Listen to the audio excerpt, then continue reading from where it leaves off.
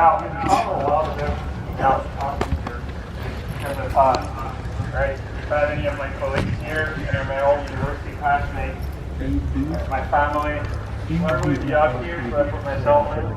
I'll bet I can do it. I don't think I'm worthy of this pulpit, but I'm going to try to do my best.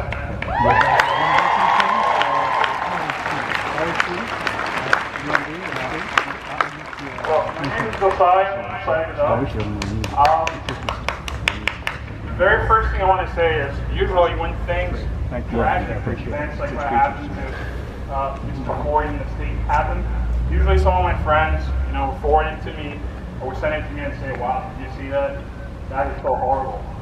Right? There's that theme where bad things happen to black people in the States. Right? It's so bad, it's so horrible, but it's in the States. It's out here. Right? It's almost like racism. Right? Racism stops at the border. It's almost like in the mind of Canadians, we see racism as something that's filtered in. Like there's a border agent whose sole duty is to stop racism at the border. And any black person in the audience, any person of color really, will tell you that that's not true. We can't lie to ourselves and say that Canada is Mississippi, but we all know that racism still exists today in Canada, and we've all experienced it in some shape or form. But I thought more about the general feeling. This is not just in Canada, it's around the world. Canada is this little utopia of tolerance and freedom and kindness. And I say, there's some truth to it, right? Like, we just look at the history of North America. One of the greatest historical figures of North America is black, is female, and is American. She's on the $20 bill, and she's the $20 bill of the U.S. Her name is Harriet Tubman. Yeah!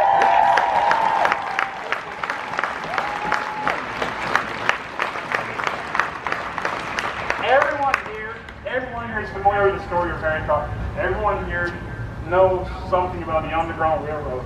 If you don't know, it's pretty much just a way the slaves in the States were able to escape to the land of freedom in Canada.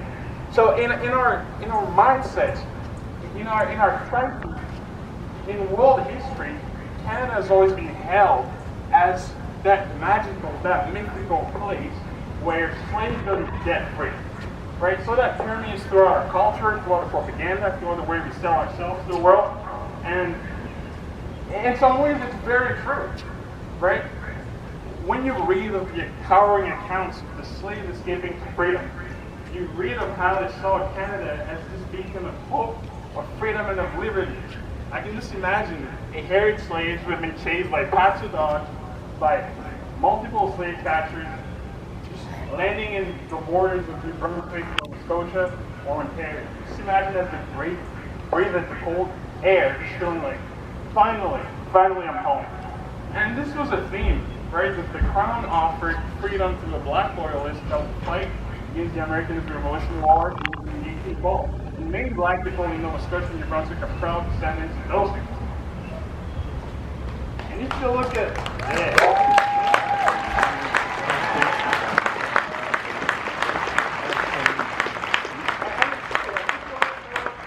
the 19th and the 20th century, you see that a lot of black Canadians did great things. You look in the field of medicine, and you look at Anderson Abbott.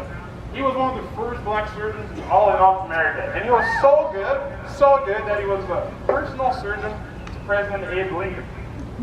Right? And then you look in the military, you look at someone like Mr. Nelson, who was the first Atlantic Canadian, first Nova Scotian, first black person ever to win the Victoria Cross for military bravery. Right?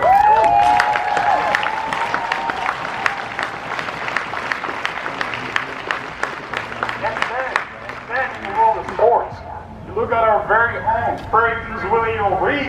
Right? He was college basketball. He was the first one to play in the NHL. And then one of my personal heroes is Barack Obama.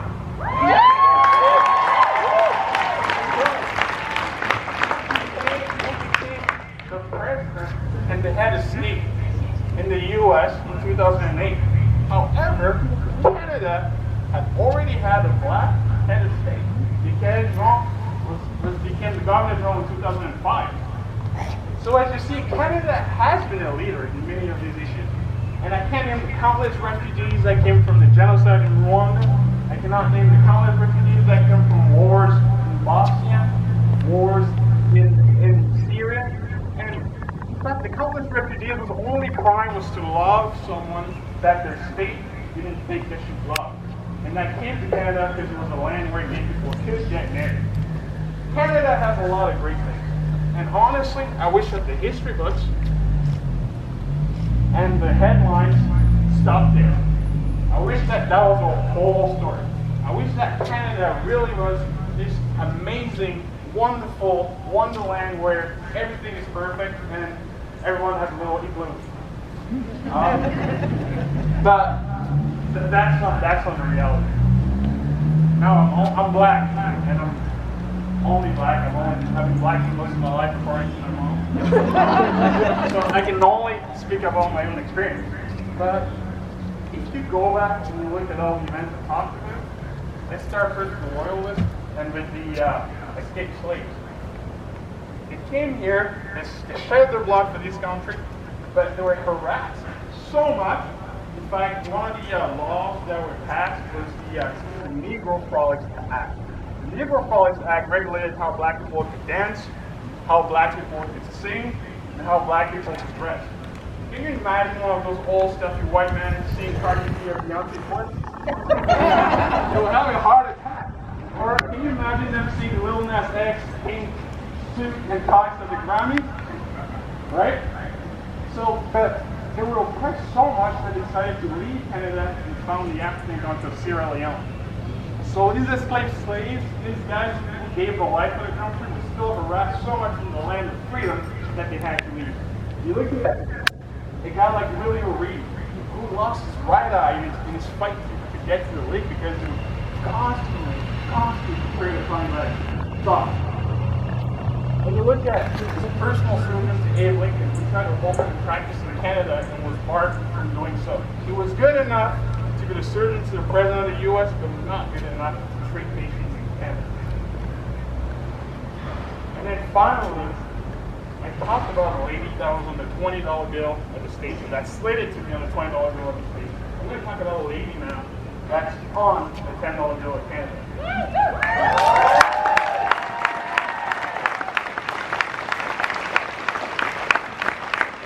We all know who she is, Viola Daschle.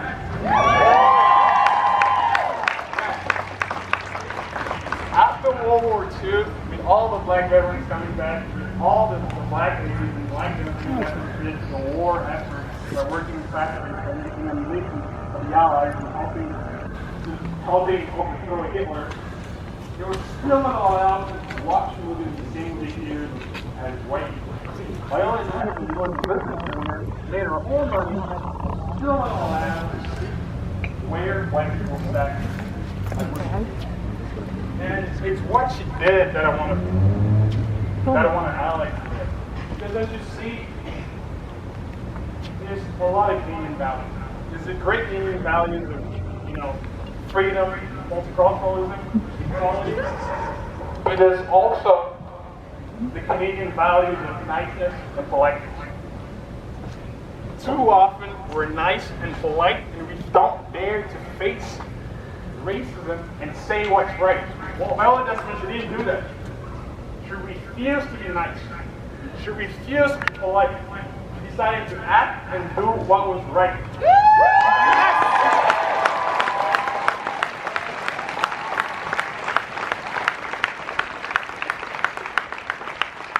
And honestly, that's all I ask of you. Because to me, racism has two stands. It's a body with two arms. One of it is the obvious, it's prejudice. That's the one that anyone could identify as racist. Someone said the N-word, someone said something horrible. And the other arm is systemic racism, right? It's where black people and other colleges, like Indigenous and other people of color, but I'm talking about the black experience because that's what I'm familiar with, are kept out of positions of power. Are kept out of positions of power simply because of their color. So what I'm asking you is to be an advocate.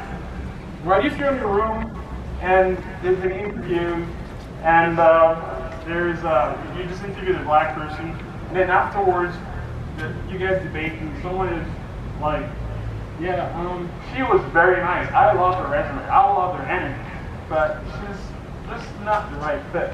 Or he was great.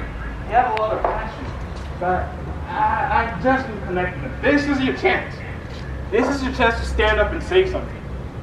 Yes, you need to listen to black people. Yes, you need to listen to indigenous people. Yes, you need to speak up when something is wrong. With your family, with your racist uncle, your racist aunt, your racist grandpa, you name it.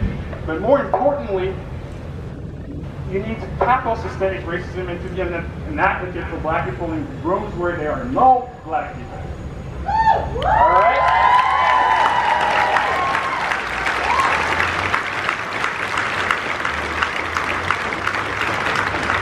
So to finish, I'm going to do two things. One thing is, I just want us to, again, remember that let's uphold the values of niceness and politeness, but when necessary, let's uphold the values of equality, multiculturalism, and freedom. Because those are Canadian values.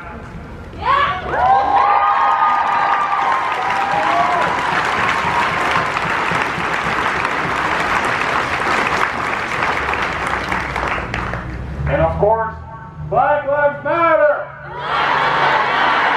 Black Lives Matter!